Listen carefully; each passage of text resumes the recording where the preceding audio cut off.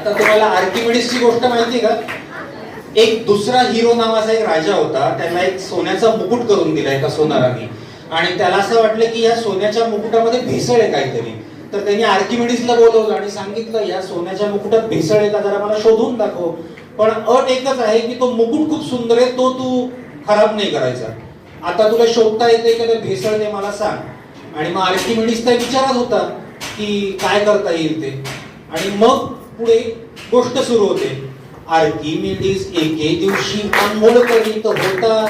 आर्किमिडीस एके दिवशी आंघोळ करीत होता. राजाचा सोनेरी मुकुट डोक्यात घुमत होता.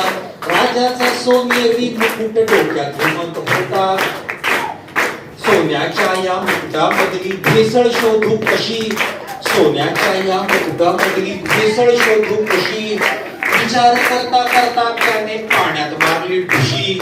विचार करता करता त्याने पाण्यात मारली ढुशी. पाणी सांडले बाहेर त्याच्या डोक्यात प्रकाश पडला. पाणी सांडले बाहेर त्याच्या डोक्यात प्रकाश पडला. उघडा पडाला आर्किमिडीस तत्वाचा शोध लागला. उघडा पडाला आर्किमिडीस तत्वाचा शोध लागला. राजा म्हणे शाबास. राजा म्हणे शाबास पण तू उघडा कसा काय. राजा म्हणे शाबास पण तू उघडा कसा काय. कसे लागले शोध शास्त्रज्ञांनी केले काय. कसे लागले शोध शास्त्रज्ञांनी केले काय. वा वा, खूप सुंदर. मित्रांनो,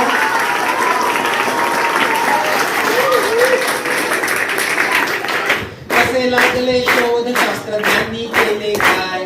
कसे लागले शोध